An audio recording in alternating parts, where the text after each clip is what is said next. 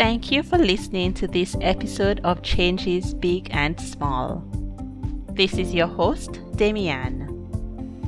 Each week, I interview guests or share research to help you make changes in your own life. Today, I have a special guest, Kevin Hoffman.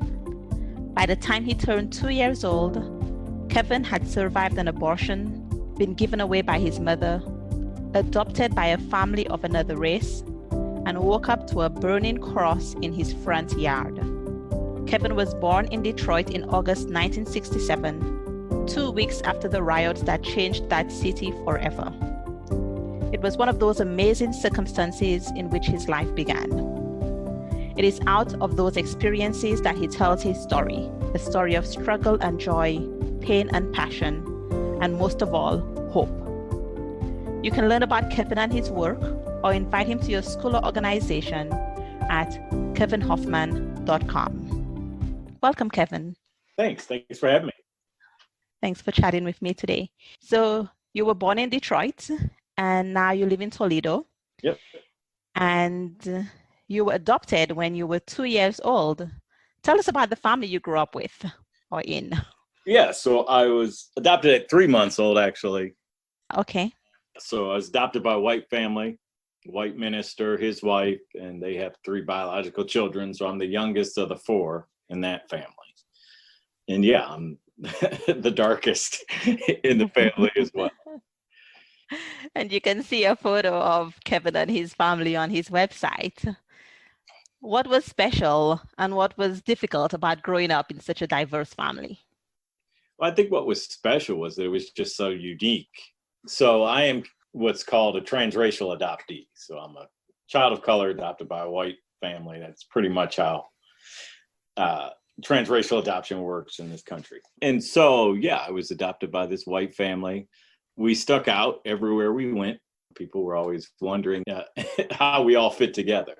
And so that was always kind of a challenge, is people would always come up and then ask you some really personal questions because they couldn't figure out your family. I grew up, in the Black city with a white family. I'm biracial. My biological mother's white. Biological father is Black. They had an affair, and I was the result of their affair.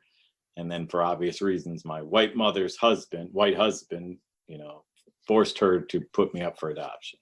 When did you become aware of all of this background? At what age? Well, I always knew I was different because I could just see that my skin didn't match my parents or my brothers and sister. And so I always knew I wasn't biologically theirs. So that's good and bad. So I always knew I was adopted. And I guess that's the advantage for being a transracial adoptee, is your skin colors don't match. So you know that you're adopted. But what about the rest of it? Yeah, the rest of the story I didn't know till I wrote the book 10 years ago. So you went digging and you found out. Yeah, I went and interviewed my parents and asked all these questions and found out about the cross burning and, my father being blacklisted from the church because he had adopted me. Friends disappeared because they had adopted me. I mean, they went through a lot just to bring this child into their home. And so growing up into your teenage years, your adult years, how did you develop your sense of identity? How did your family help you embrace your identity as a transracial person, as a Black person in the world? I was very fortunate. So when I was brought to their home when I was 3 months old, they lived in a white suburb of Detroit. And that's where the cross was burned on our front yard when I was about 11 months old. After about 3 years of living in that neighborhood, I think my parents came to the conclusion that neighborhood was going to change us before we changed it.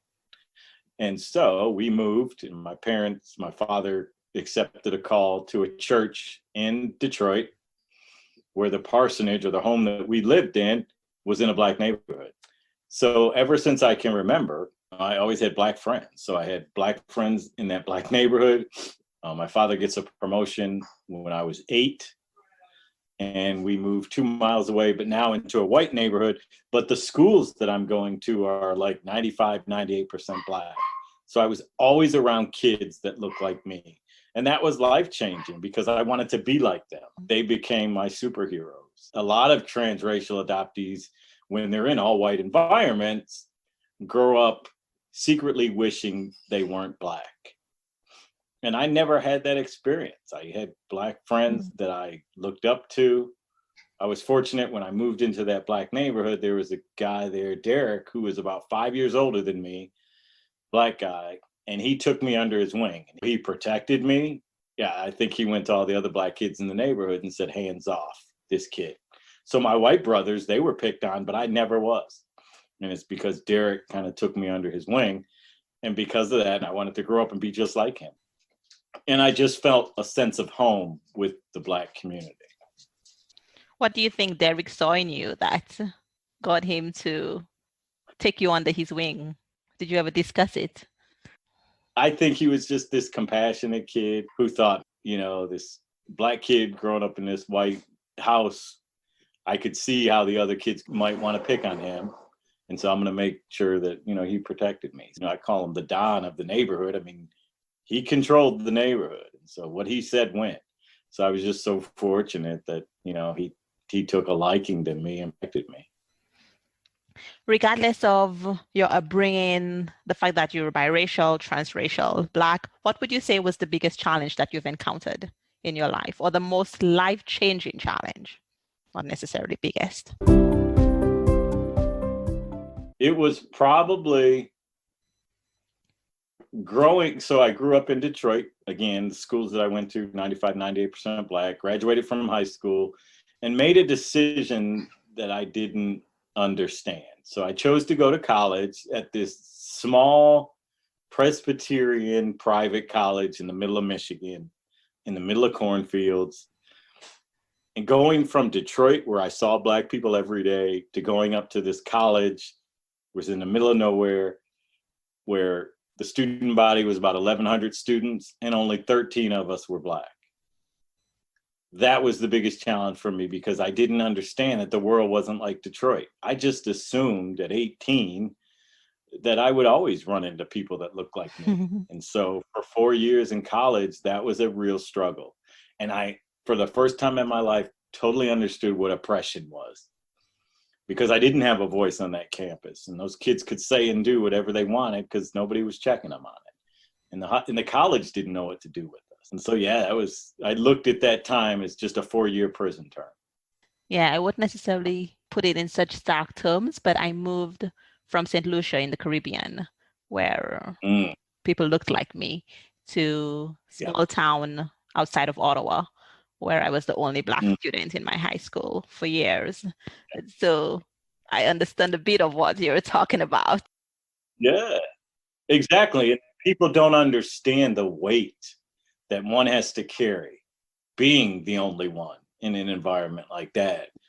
And like I said, on that college campus, I just did not have a voice. Quite honestly, I looked, again, 1,100 students, 13 of us were Black, and the college wasn't going to close if all 13 of us left. Right. They didn't need us. And so, yeah, they didn't really spend a lot of time with us or trying to help us kind of navigate things in that environment. One thing that really helped me back then was that there happened to be a Black woman who was a teacher at my school. And even though she never taught me, that was incredibly helpful to me. You describe your 4 years as having been as a prison term. Was there anything that helped you through that time? Yes, I was fortunate. The first week I was on campus, and if you've ever been in an environment where you're the only one, you are starved for people that look like you. And so I remember walking across campus and seeing this small Black kid. And again, I just needed that companionship. And so we struck up a friendship. He was from Brooklyn, New York. I was from Detroit, two of the toughest, Blackest cities in the country. And quite honestly, we passed the time. We became roommates, and we just locked ourselves up in our room and would just sit there and talk about this crazy experience we were having and the crazy white students that we were having this experience with. So yes, he got me through that. There's no doubt about that. What has stayed with you from that time? What did you learn that you carry forth with you? Is there anything? again, people don't understand the weight that someone has to carry of being the only one. There were things that I needed to learn about our society that I learned in college. And it was kind of that inequality that, there's going to be places where you're going to be so outnumbered that your voice won't matter. And that actually prepared me for the work world, where I was going to go into a world that was predominantly white, and I was going to have to figure out how to navigate that. And unfortunately, as people of color, that becomes our responsibility, especially with all that's going on today. The majority just doesn't understand that. The weight that we carry with things like George Floyd and people being killed that look like us. And then we got to go to work and act like nothing happens because we don't really get space to talk about or express that at work. College prepared me for that, which I guess that was a good thing. Yeah, we hear a lot of Black parents talk about having to have the talk with their children. Mm-hmm. I wonder, what does that look like when you grow up in a white family? Does somebody identify that they need to have the talk with you? No, you don't have the talk. That's what it looks like. It's just nothing. Yeah, and so, I was really fortunate that I grew up so close to the Black community, and so that I got to learn things through my Black friends. I talk to some of those friends still today, and they'll tell you, man, some of your thoughts and beliefs about certain things was kind of weird. And so when they would talk about the police and say that those interactions could potentially be deadly, I didn't have that same viewpoint. But my friends, they were having that talk with their parents. I had a good friend, his mom was actually a Detroit police officer, and she had that talk with him. She warned him about her fellow coworkers. Yeah, I was interviewing a woman from Czech Republic a couple of episodes ago, in episode 38, and she was talking about how Black people who grow up, or often biracial people who grow up in Czech Republic, who were born in Czech Republic, raised here, it's only now that some of them are beginning to understand some of the issues that exist, and it was brought to the forefront because of George Floyd and worldwide protests. She was saying how much sometimes you take things on because you don't know any better, or because you don't even know that another perspective exists, which is some of what I'm hearing you say as well. Yeah. So you were born in August 1967, and that was a hot time. And now we're in 2020. And look at what's going on all around us right now. We're still having this fight for justice. We're still in the fight for racial equality. And you have a big interest in bridging those divides. Tell us about your response to this time and about your work. It's good and bad. So the bad is 53 years later, I was literally born into a time like now. And it's so frustrating that you can take news clips from 67 and exchange them to today, and there's not a whole lot of difference. They've replaced fire hoses and German shepherds with rubber bullets and tear gas.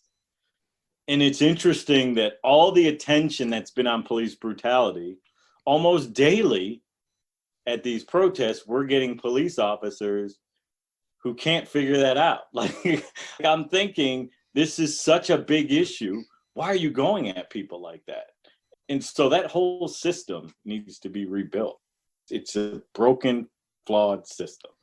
And it's frustrating that we're still dealing with those same things. You can pull quotes from the late 60s that are right in line with what's going on today. A lot of Martin Luther King's quotes, the riots are the voice of the unheard. He was saying that back in the mid 60s. So that's the frustrating thing, is we're still dealing with the same things. And we've been dealing with them since the 60s and before. It's just frustrating that it doesn't seem like anybody was listening. And a lot of people will say, it's just gotten out of control lately.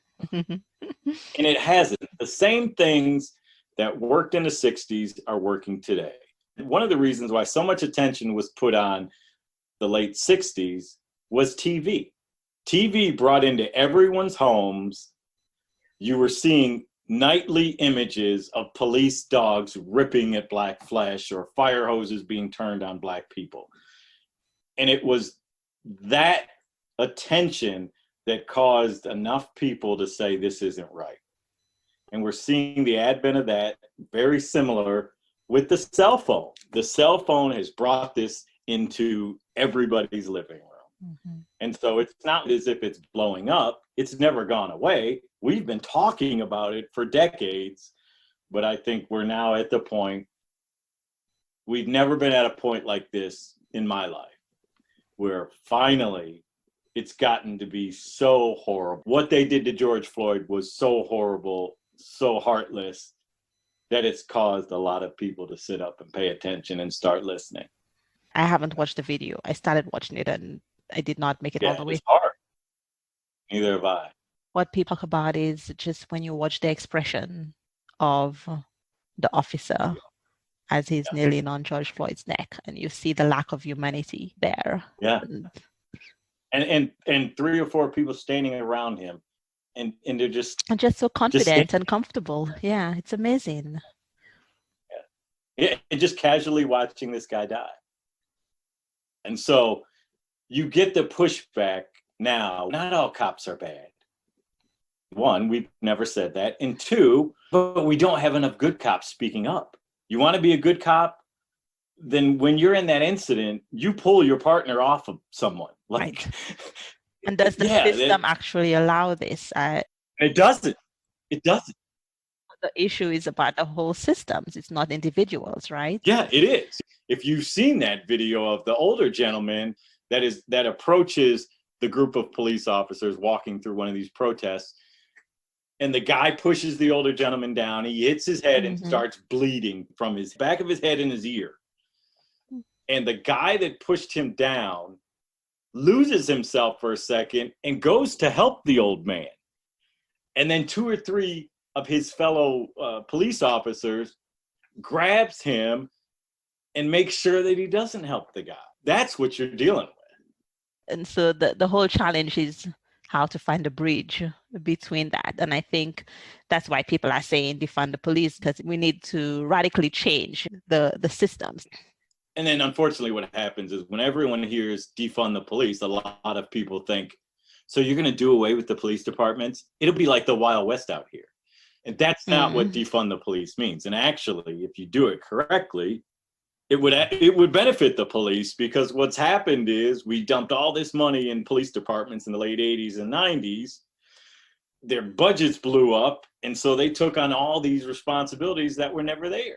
And so what everyone's saying is, how about we use social workers to handle some of this stuff? You all do less, and we just funnel some of the money that we've been giving you to the social workers who are trained to do this kind of work. When you're a hammer, everything looks like a nail, right? Exactly. As the saying goes. And that's the other thing, too, as someone was saying, we've got to switch the training of police, because the way they train, it's worst case scenario every time. So it's police stop today, but understand this guy may have a gun and he can kill you. If you keep training someone like that, you put in their head that everybody's out to kill them. Yeah, it's an adrenaline hit every time. Yes, so what do you do when your adrenaline is high? Instead of protect and serve, how about we become linked to these communities and we all work to make the communities better? Yeah, that really connects me right to your quote. You say that diversity helps eliminate our blind spots.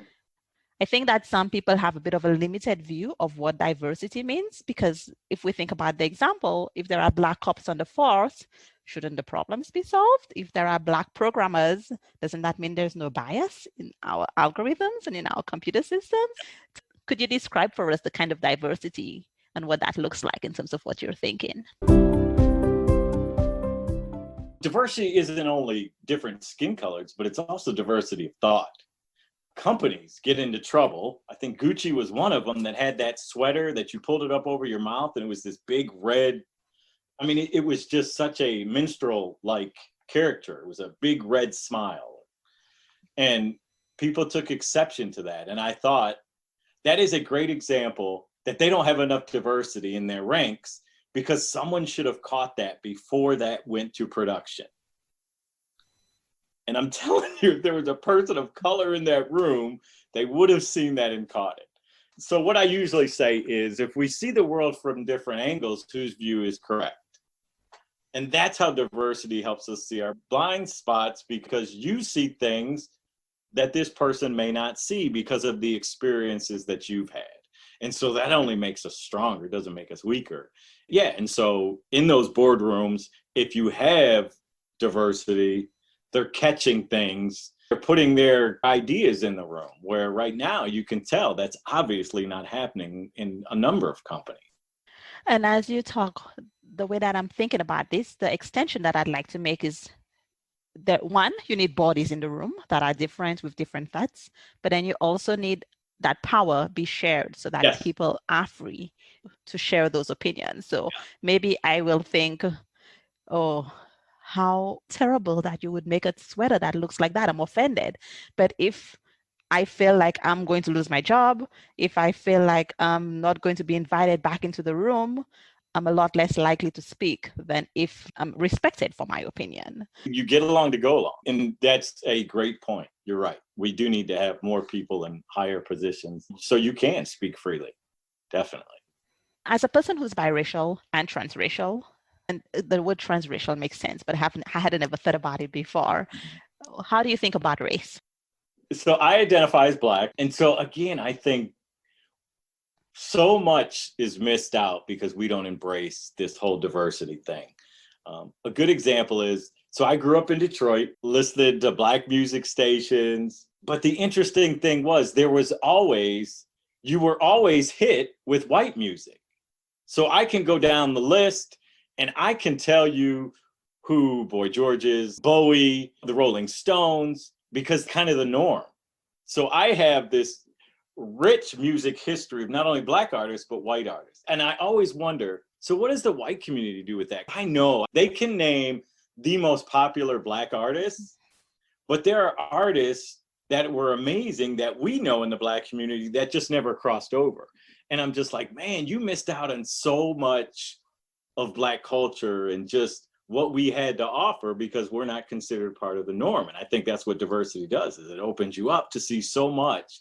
And I think that's just a beautiful thing. I think the richness that comes with being Black and Black culture, I just wish everyone could share in that because I think it has so much to add. I'm curious, and maybe this is just to whet my own curiosity, but in terms of your family, so you have parents who are white and you have siblings that are white. What does the conversation look like? Have you ever talked about race? Does that come up? Does Black Lives Matter come up? Yeah, so we didn't talk about it growing up, which was interesting. And it's really interesting because my mom and dad in the early 60s were protesting inequality, unfair housing laws, the whole nine. And they were literally out in the streets. So they understood that there was this inequality that existed in society. But it was just weird. We just never talked about that stuff at home. Now we talk about it all the time. I just had to tell my sister the other day, she's flying these Black Lives Matter flags outside of her home. And I'm just like, just be careful, because that sends some people to a space that they can get really dangerous. My sister and my mom, they're forever. I just did a 2-day training with the group that my mom's involved in on race and racism. We have great conversations about it. They're very sympathetic to what's going on, and they know that change has to happen. Now, I don't talk to my brothers, and that has to do with family dynamics. And I think they just feel that they were forced to grow up in a way they didn't want to. And so our family is kind of splintered in a sense because of that. Now, my mom and sister talk to them, but I don't have much conversations with them. It's the cost, for having such a unique family. Yeah, and I guess that can really go either way in families, right? It happens with biological children in different ways. We may talk all we want about race being a social construct, but it definitely adds elements of stress in some families. Yeah, right. You're listening to Changes Big and Small. This is your host, Damian. Today I'm chatting with Kevin Hoffman. Kevin was a transracial adoptee. Today he shares his experience growing up in a white family as a Black boy. We discuss issues of race, identity, and how each of us can educate ourselves and find ways to contribute to the betterment of the world. So you mentioned the work that you were doing with your mom's organization, I believe. Mm-hmm. So, and you also do training for schools. Mm-hmm. Tell us about this work that you do. It's always been a passion of mine. I enjoy talking about race, the differences in race, and just the whole race and racism. Quite honestly, I think it is just this internal desire I have to kind of reconcile the races that I'm made up of. And so I spend a lot of my time, and I'm very passionate about trying to figure this out. How can we create a space where the kid with the Black Lives Matter t-shirt and the kid with the Make America Great Again hat can coexist? And that is the biggest challenge when I go into schools or organizations is we have people that believe two totally different things. How can we get them in the same environment and exist? And we have those differences in all the species, whether we think they're there or not. Yeah. So that's been my big push is we just have to create a space where we can all operate in our own 3 feet. And so no matter what I believe or how I want to present today, that really has nothing to do with your 3 feet. And so it's just an educational process where, just because someone doesn't believe the way you do, doesn't mean you have to get in their face and try to convince them to believe the way you do. Quite honestly, that's never going to happen. Especially when you're talking extremes. If you're talking Black Lives Matter versus Make America Great Again, you're never going to convince someone so much that they come to your side. It's just a waste of time. And so that's what I'm trying to get organizations and schools to see is, yes, we can respect each other. We can believe what we choose to believe. And that really has nothing to do with the person next to you. And really don't enter into these conversations about race or difference unless you're in relationship with somebody. I can have a totally different conversation with my best friend who's this tall white guy because we're in relationship. So we can talk about race and it's okay. But I wouldn't do that with a coworker that I don't know that well. So what do you do in the interim? You were talking about the 3 feet, and I'm not sure that I quite follow, but how do you help people respect each other, reconcile the fact that they have to be in the same space for whatever number of hours in a day? And they do, but that doesn't mean that I have to give up my 3 feet. I'm taking up my 3 feet. Your 3 feet's over there. You can vote how you want. That's not going to affect my 3 feet. The biggest confusion with race is that the majority becomes the norm. And so you assume because your way is what you think and feel, that everyone thinks and feels that way. And they don't. So that when someone like a person of color says, let me share my experience, often we get dismissed as seeing it wrong. No, you got that wrong. No, you're too sensitive. No, it couldn't have happened that way. No, when people of color have been trained pretty much since they were born, how to spot that. It's a survival skill. Yeah, it is. It is. It literally is. Because in your head, then you go, and I was talking to my Black friends about this. We can go through school and one by one, we can name the teachers that were the safe harbor, who we could go to and feel comfortable around. And that's very important if you're feeling threatened. Where is the safe spot to go to if this thing goes down? And so, yes, it's important that we are allowed to share our experiences. And pretty much that's it. I don't want to debate. I tell schools this all the time, that if, this child is hurt and they feel it's racially motivated, and they go home, or their parents feel it's racially motivated, if they come into you and complain, the worst response you can give is, no, you got that wrong. No way would my teacher say that. And so there's a great book out there called White Fragility, which talks about impact and not the intention. So oftentimes you go, what you just said really hurt me. And their response is, but I didn't intend to. And that doesn't even matter. I have had a lot of conversations about race, but not with as many white people as Black people.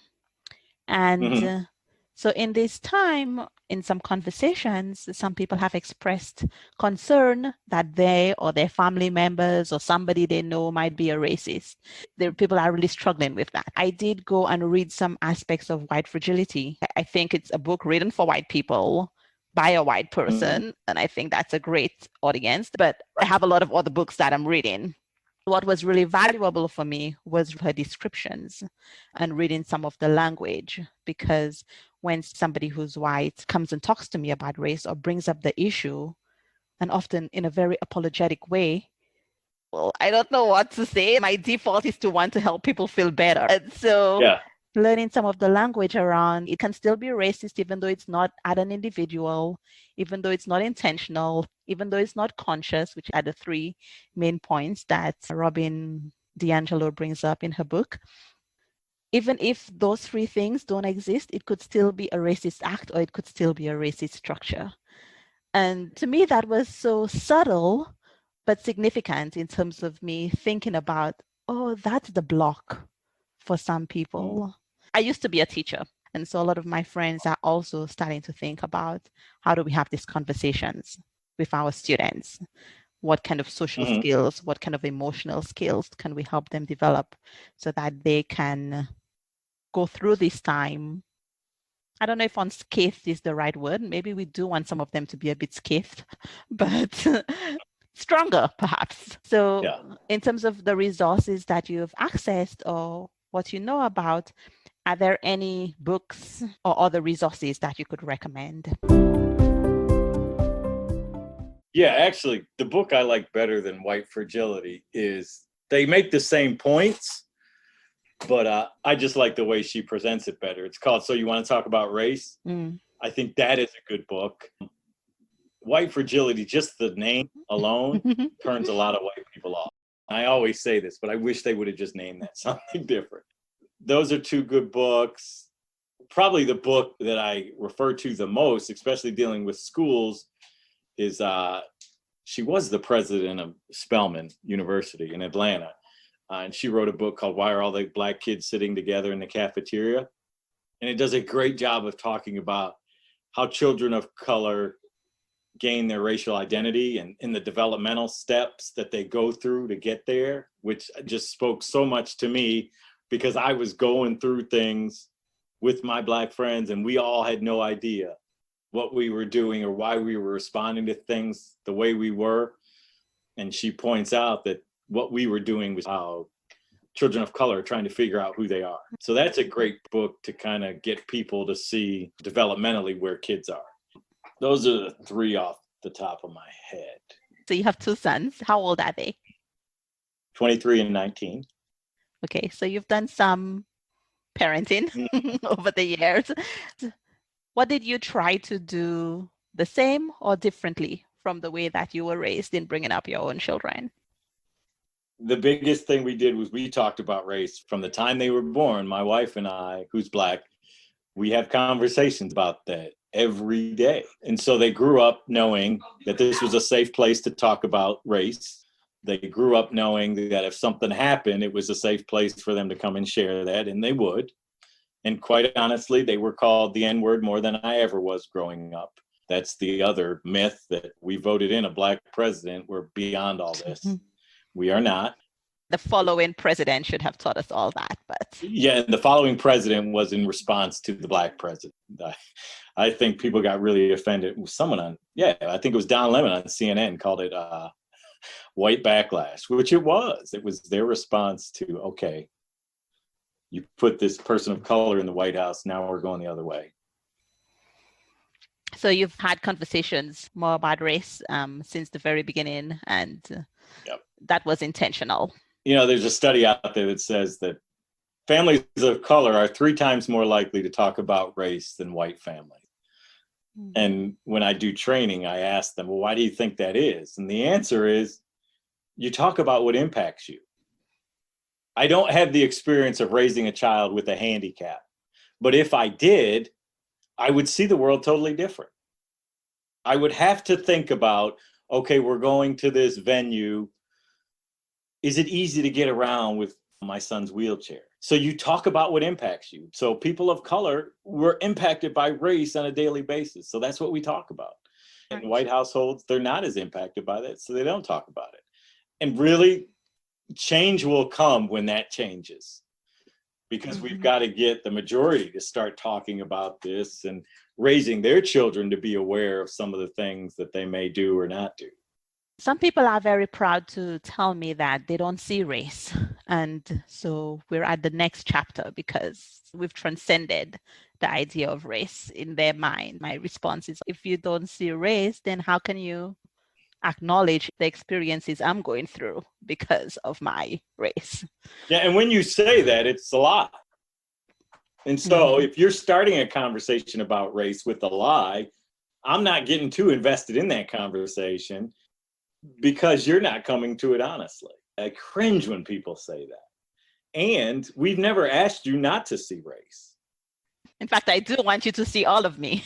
Yeah, exactly. So yeah, there's a shirt I made that says exactly that. It says,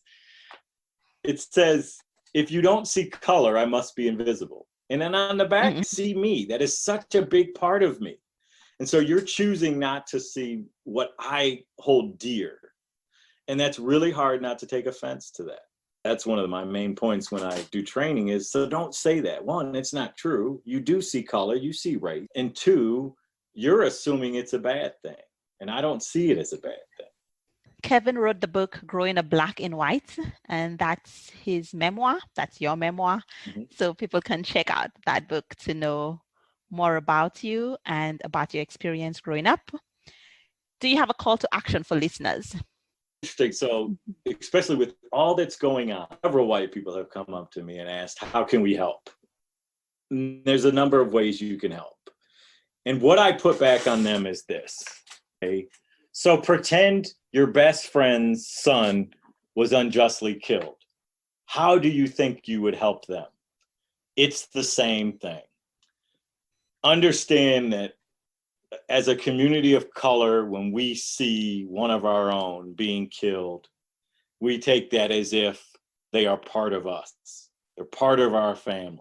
I need you to see that and understand that. And then the other thing I encourage them to do is, if you truly believe that you've seen the inequalities in society and you want to help, then we ask that you join us in these protests or doing something to make change. If you're really, really, really committed to change, it means that you've got to go back and do the research and vote in a way that's going to create the change that we need. So you need to go back and research locally the candidates who support things like prison reform and are against the horrible way that we treat immigrants. If you really want to help, that's how you vote in change. A lot of white people want to help, but I tell them, you've got to go back and research the history.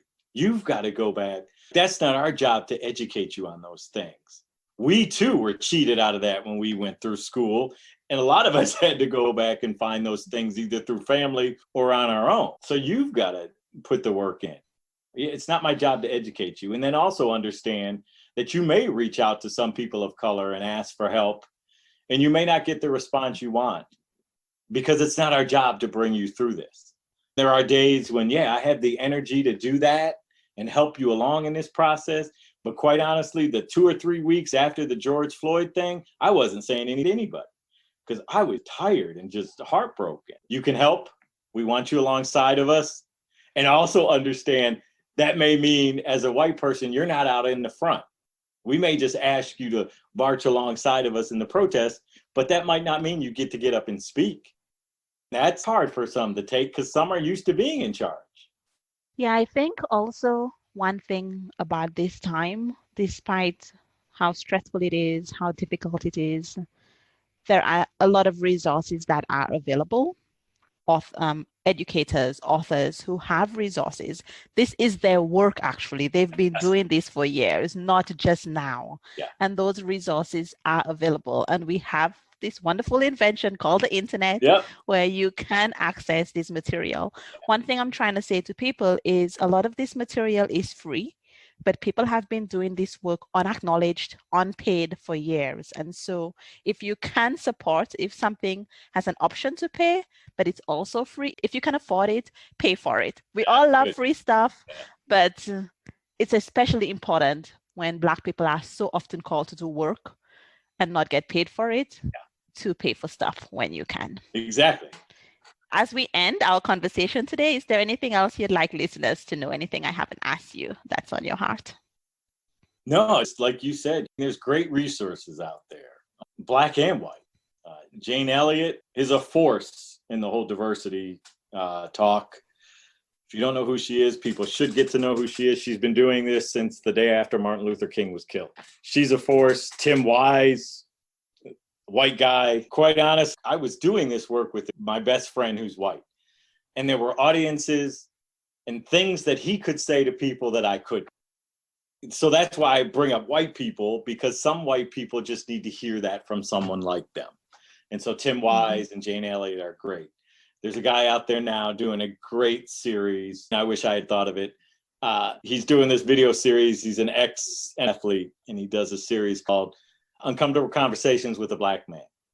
And he goes through some of the arguments and questions that his white friends are asking them. Well, what about black on black crime, which honestly has nothing to do with Black Lives Matter, police brutality, any of that.